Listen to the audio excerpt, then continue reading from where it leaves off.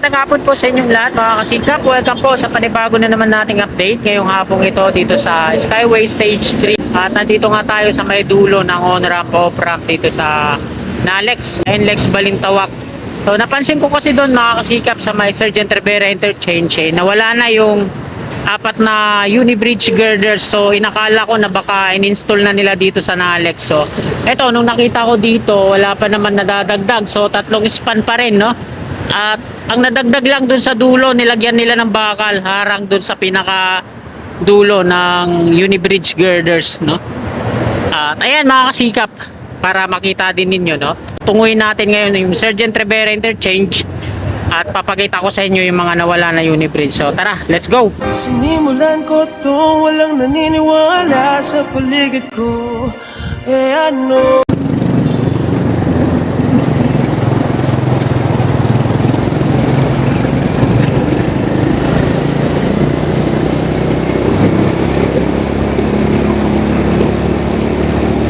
Habaan po ito ng West Service Road dito sa North Diversion.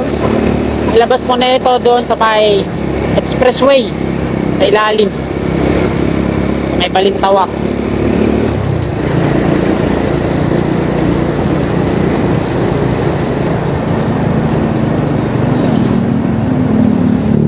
Ito yung Malolos Street patungo doon sa Bagong Baryo.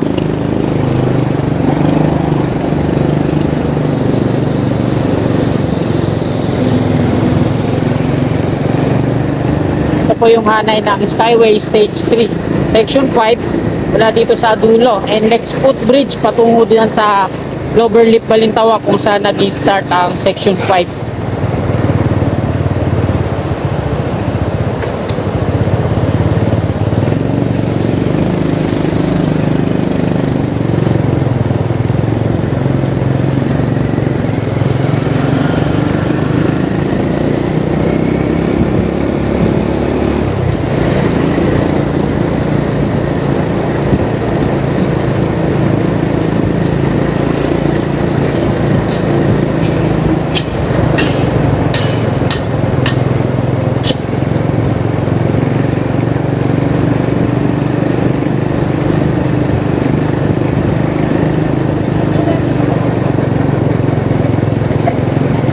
At ayan naman yung New Novaliches Flyover.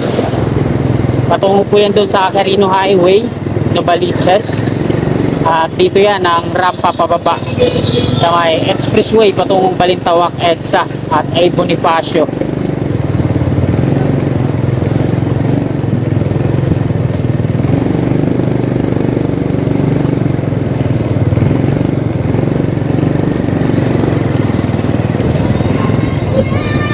Ito po yung kapilya ng iglesia dito sa North Diversion sa kanan. Nandito na tayo sa may expressway sa baba.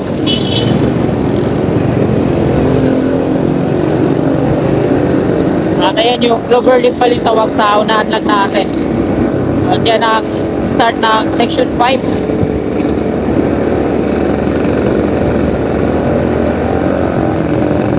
At ito yung dulo ng expressway patungong south.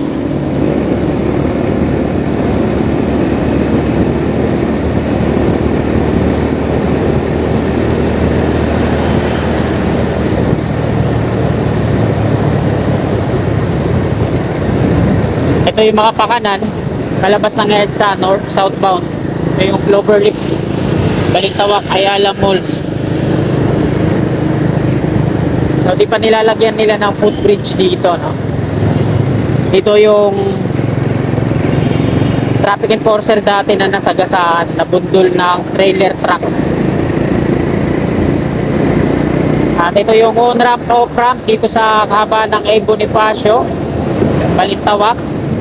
Sa kaliwa yung off-ramp, sa kanan yung on-ramp ng Skyway Stage 3.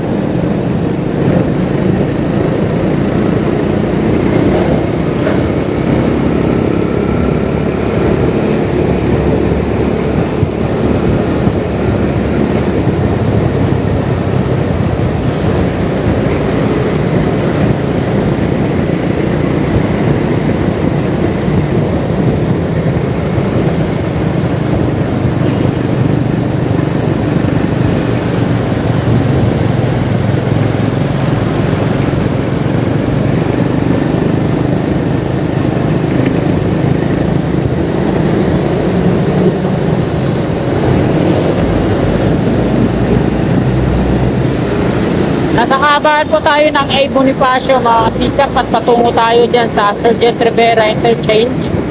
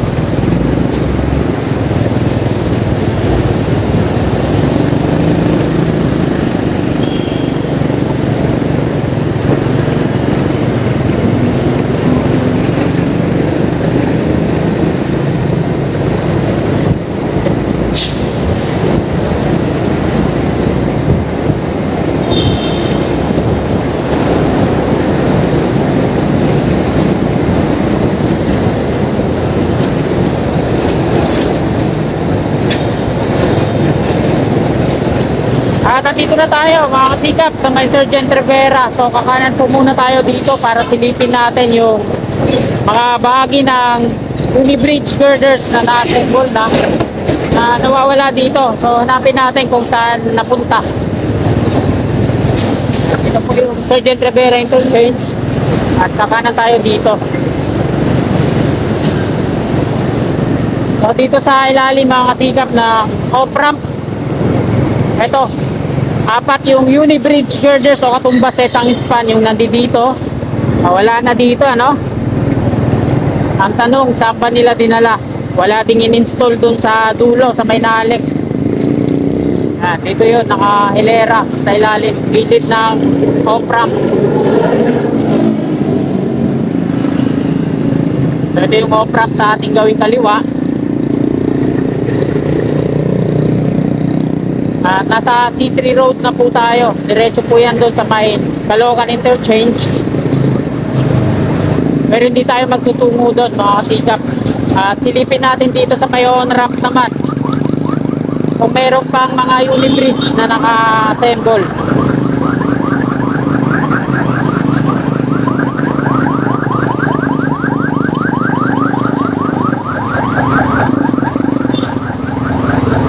Meron kasi yan dito naka-assemble na dalawang mahaba. So titingnan natin. Yun, wala na rin mga kasikap. Wala na rin. Merong mobile crane na nandiyan dyan. So saan kaya nila dinala, no? Ayan ang tanong. At dito na tayo mag-U-turn.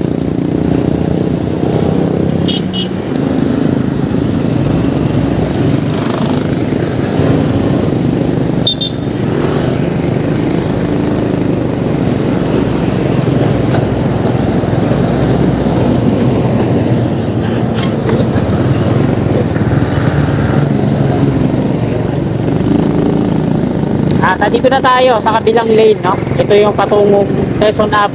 So dito sa may gilid ng on-ramp, dito sa may pinalalagyan ng mobile crane na to mga kasikap, merong dalawang Unibridge pa ba na na-assemble. So wala na. Ang natira na lang dito is yung dito, yung dalawang putol o katumbas ng kalahati ng isang Unibridge.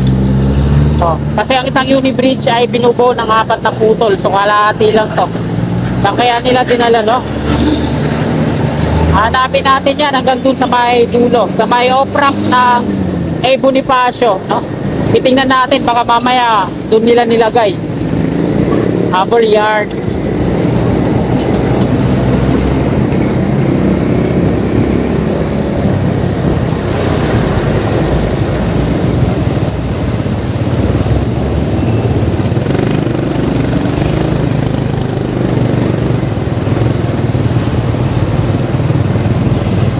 Yan yung off-ramp dito sa gawing kaliwa natin, mga patungong C3.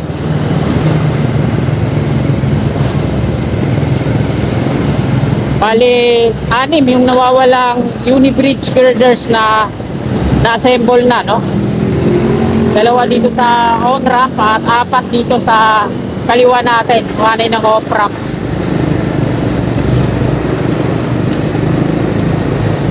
At nakita naman natin kanina doon sa may Nalex, walang naka-install doon. So dapat naging apat na span na yun, no? So still tatlong span pa rin yung naka-install doon na mga uni-bridge girders.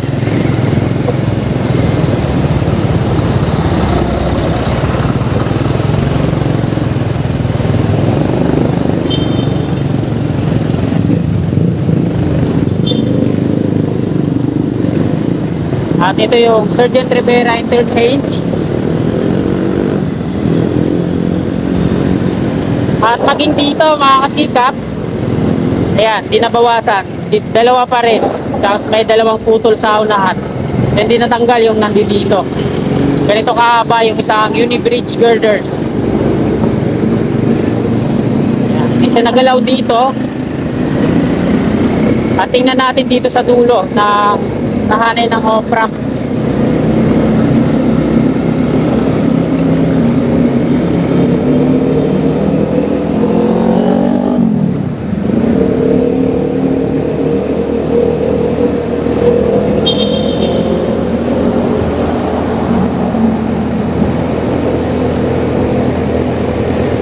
Dito na tayo mag-U-turn sa may pedestrian.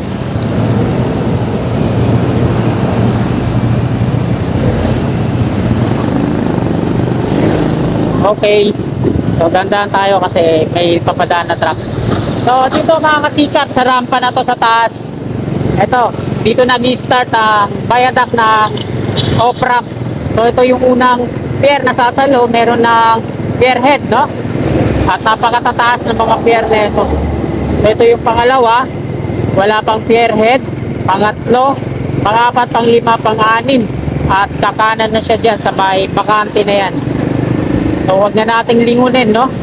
Dire-diretso na lang tayo. Ito yung pang-anim na pier. At kakanan tayo dito sa may bakante na to. So, dito dati yung barracks nila, no? At dito nga sa bakante na to, dito sa hanay ng off-ramp patungong A. Bonifacio. Yan. Na dito yung mga uni-bridge girders na hindi pa na-assemble, nandun kanina sa may off-ramp, sa may pierhead na pier patungo dito. So ito yung bakante dito na barracks. At nagayan nila ng mga materyales. So malinis na yan. Baybayin natin to, no? Yan. Ito yung merging traffic. Pag ma-traffic dun sa interchange, dito kami lumiikot at lumulusot. So ayan yung bakante na yan. Kompleto na yung mga pier niya patungo dito. So ito yung pinakadulo, yung mababa na yon, ay na lang hindi pa napuporing. Wala na rin yung mga EEI Corporation na mga sasakyan nila, no? Dito. So mayroon pa river cage dito. At ito yung mga wall na yan ng bahay, hindi pa na demolish. So yan yung rampa patungo dun yan sa off-ramp. So ito yung pinakadulo nyo, no? May bantay dito na gwardiya. Ito yung barracks nya. So meron pa namang mga steel bar na binabantayan dito yun. Kumpul-kumpul ng mga steel bar. So hanggang dito yun, yung hanay ng off-ramp. At pagdating dito sa ito, yung ano, residential na to, yung bahay dito sa dulo. So wala nang laman, pero tinanong ko yung gwardiya dyan kung madidemolish ba yan. Ito, sabi niya residential na to at hindi na pag-aari ng ano, ng government. Pero wala naman sila magagawa pag sinabing tatamaan niya kahit residential pa yan. At dito na tayo mag-end ng ating vlog. Haba na po ito ng A. Bonifacio, no? Patungong EDSA.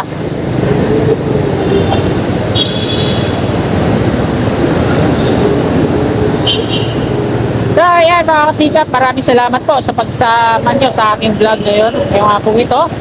At nakita na natin, no? Pero hindi natin nalaman kung saan napunta yung 6 na uni-bridge girders, kung saan in-install.